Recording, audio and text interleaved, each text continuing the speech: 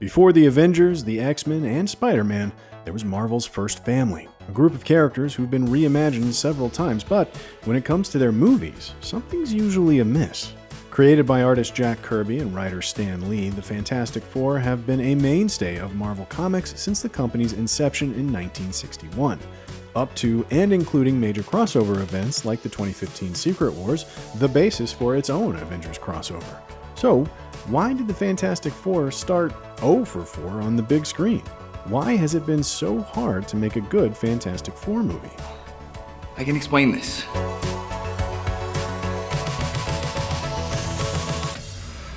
The physically flexible but emotionally rigid Reed Richards, his caring but invisible wife Sue Storm, her hot-headed baby brother Johnny, their lovable rock Ben Grimm, and the jealous, ambitious genius Dr. Doom have appeared in numerous comics and cartoons. But when it comes to the movies, the original Marvel Super Team took a long time to succeed on the silver screen. Maybe we'll look back on Matt Shakman's Fantastic Four First Steps as a long-awaited turning point, but with almost clockwork regularity, these characters have been rebooted for the multiplex every 10 years since the mid-90s, resulting in 4 different versions of the famous family in 4 different decades. It's a formula that should be easy to get right. In fact, Pixar has had success with their own version.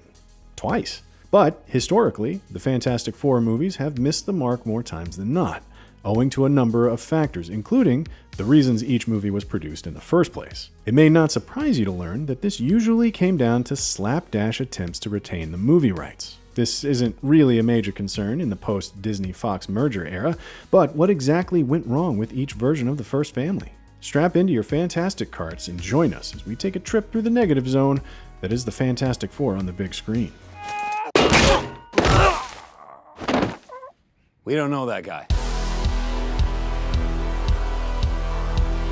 Sometimes referred to as Corman's Fantastic Four after executive producer and low-budget guru Roger Corman, the 1994 German production was never actually released, though you can find it if you know where to look. Accounts vary about why this was the case, or if it was ever meant to be shown to an audience, but what we know for sure is this. Way before Marvel Studios became a media juggernaut, the humble comic company was struggling to stay afloat, and even declared bankruptcy in 1996. To try and earn some cash, it began licensing out some of the film rights to its library of characters in the 80s and 90s.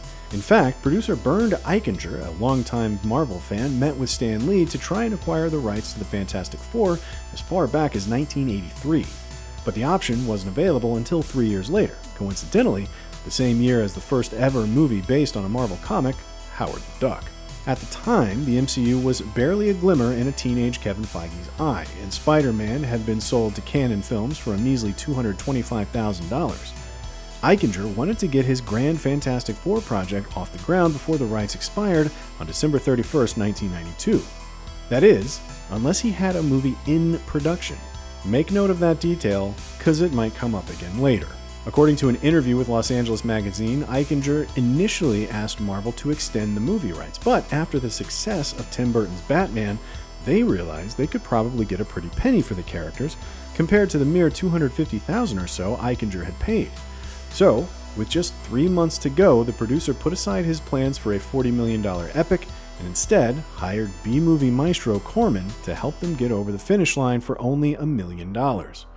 With music video director Oli Sassoon at the helm, cameras would eventually roll on December 28th, just 3 days before time ran out. As it turns out, the 1994 movie was actually the most comic accurate of the first 3 attempts at bringing the Fantastic Four into live action, with a lively family dynamic and some good old-fashioned sentiment and romance at its core, if you can ignore an adult Reed having known Sue since she was a child. The movie goes to great lengths to explain the themes behind each character's powers, and features way too many subplots, but it has a sincere DIY charm. And while the movie's Dr. Doom was a bit clunky and over the top, he'd be the best adapted version of the famous Latverian scientist that we would get for quite some time. Though, perhaps we should put "get" in quotes, because, well, no one actually got to see the movie, except for one audience in May of 1994, after which bootleg copies started making the rounds. What exactly went wrong? Well, as Stan Lee tells it, so take it with a pinch of salt, the plan was to never release the movie at all, with the production being a way to maintain the film rights and nothing more. Now, Who on earth would make a movie just to shelve it for financial gain?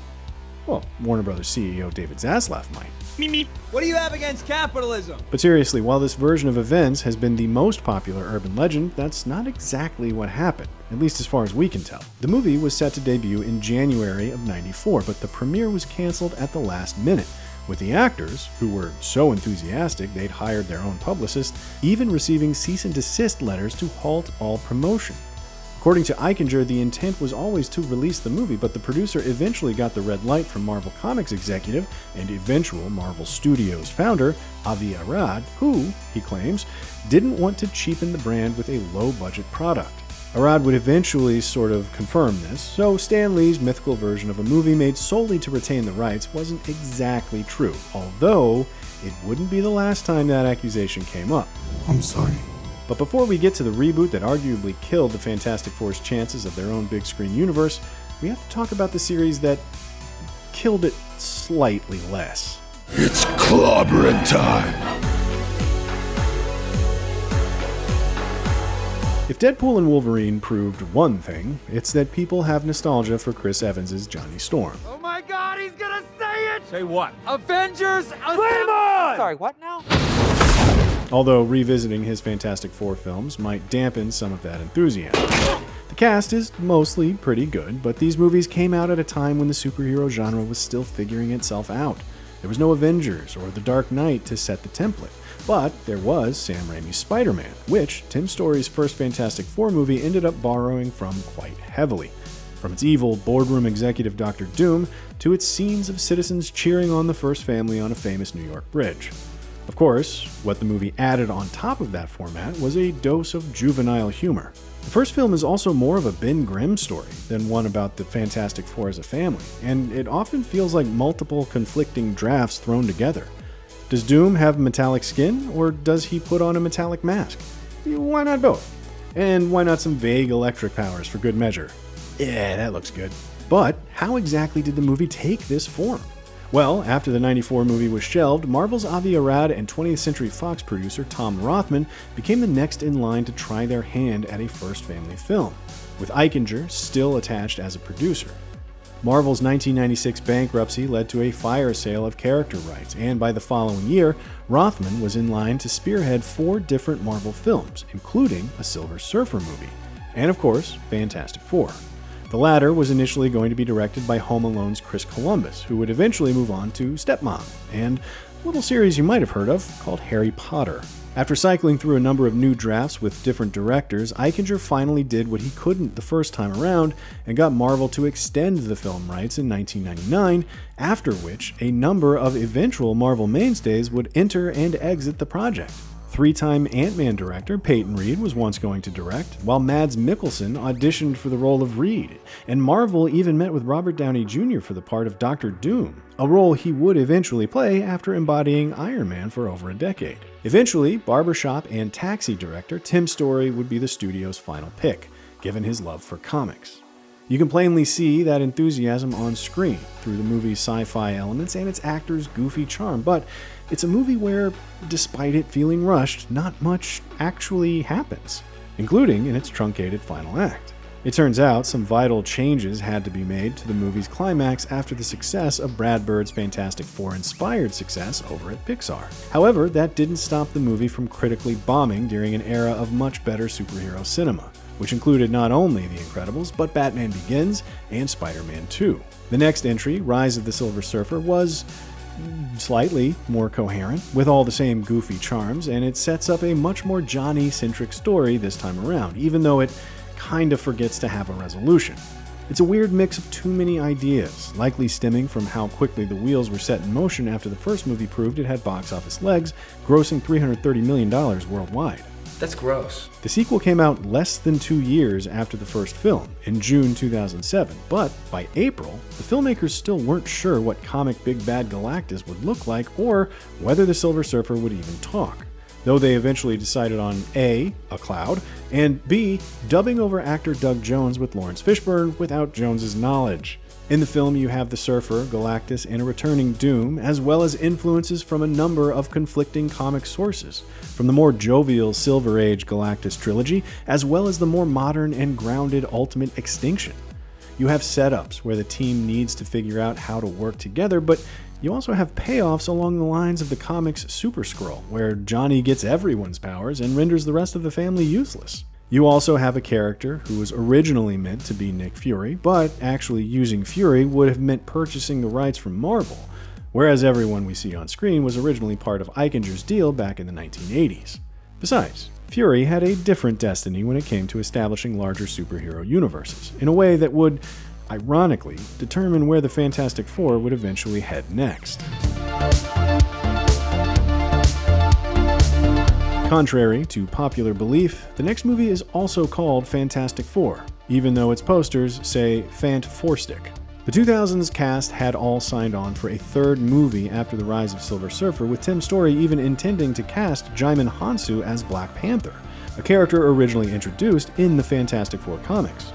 But Silver Surfer performed so poorly at the box office, making less than its predecessor, that in 2009, 20th Century Fox announced they'd be rebooting the project and soon commissioned a brand new screenplay. By 2012, they completed the search for their new director in Josh Trank, who had recently made the found-footage superhero movie Chronicle, starring eventual Johnny Storm actor Michael B. Jordan. The way the next version of the Fantastic Four came to be is a little messy, but stay with us. See, in 2003, Fox made a movie about Daredevil, starring Ben Affleck, and by 2012, they were looking to get a new version of that character off the ground. Only their film license from Marvel was coming to an end, much like Eichinger's with the Fantastic Four in '92. So, in order to renegotiate, Marvel Studios, which had since exploded in popularity, wanted Fox to give them the rights to Galactus and Silver Surfer in exchange for more time on their Daredevil reboot. And according to some reports, Fox was considering it. However, in early 2013, the Daredevil rights reverted to Marvel, leading to the character's eventual Netflix launch, and Fox kept a hold of its Fantastic Four roster, resulting in Trank's stylized science fiction take on the characters. While Galactus was originally a big part of the script, his role would eventually be pared down until it was removed entirely in Trank's version, with neither the Eater of Worlds nor his Herald appearing in any capacity. So, maybe the folks at Fox should have given in to Marvel's exchange, but of course that's a hypothetical, and what actually ended up happening was a whole lot stranger. Where original screenwriter Jeremy Slater wanted to make a film more in line with the Avengers, with Fox's possible plans for an X-Men team-up on the horizon, Trank was more taken by the groundedness of Nolan's Batman, and he took inspiration from body horror maestro David Cronenberg.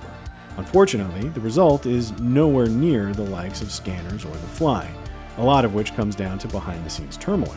We're not going to get into the specifics of who might have done what, because a lot of that feels like mudslinging in the press.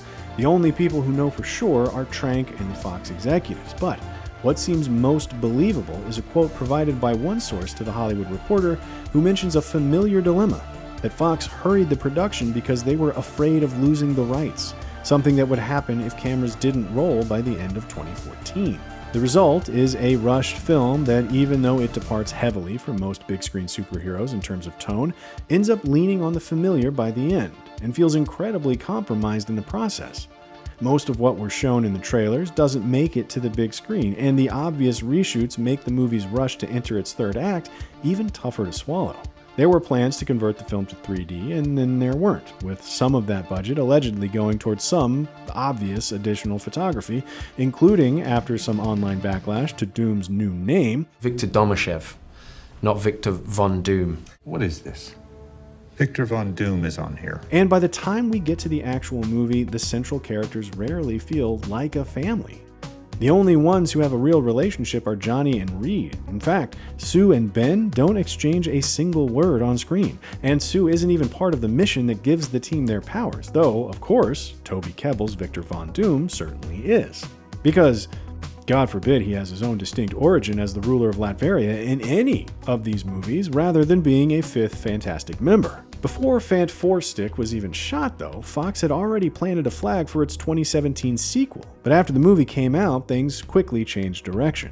On release day, Trank went as far as to publicly state that it wasn't his version in theaters, adding fuel to the already growing fire of production rumors. The question of whether there would be another Fantastic Four movie from Fox was thrown into serious doubt after the movie's poor performance, to say nothing of a planned crossover with the X-Men. If they didn't roll cameras by 2022, the rights would finally revert to Marvel Studios. And while this would happen anyway, after Marvel's parent company Disney purchased 20th Century Fox, it's unknown whether Fox would have gone ahead with a sequel or changed course and created a fourth iteration of these characters, given how much money Fant4stic would go on to lose. It's a shame that the reasons for these different versions comes down to who owns the rights to produce which movie, but these kinds of legal issues have always dictated the comics industry and its adaptations. Before Eichinger could purchase the film rights back in 1986, he had to wait for Marvel Comics to regain the rights to the Human Torch, an IP with its own complicated history dating back to World War II. Some of these complications would be cleared up with the Disney-Fox merger in 2019. Complications like different versions of Quicksilver appearing in the Avengers and Fox's X-Men movies. Now, you can just hand-wave these different legal continuities as separate pre-existing multiverses while creating your own. But while we're yet to see a definitive version of the first family on the big screen, Marvel Studios' take has some inspired directions between its retro-futuristic alternate universe and its delightfully Kirby-esque characters. Of course, they've trotted out the same 3 Fantastic Four villains used ad nauseum, but hopefully, the folks at Marvel will be able to do them justice by creating the definitive Fantastic Four.